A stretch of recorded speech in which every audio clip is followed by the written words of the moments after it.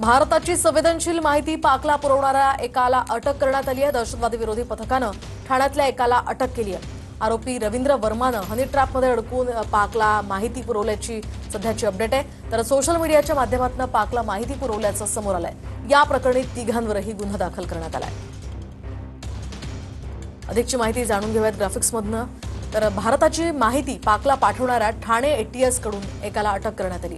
रवींद्र मुरलीधर वर्मा असं त्याचं नाव आहे। भारताची संवेदनशील माहिती त्यानं पाकला पुरवली होती।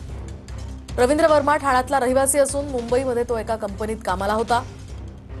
हनी ट्रॅपमध्ये अडकून रवींद्रनं पाकिस्तानला ही माहिती पुरवल्याचा आरोप आहे। सोशल मीडियाच्या माध्यमातून रवींद्र पाकच्या संपर्कात आला होता।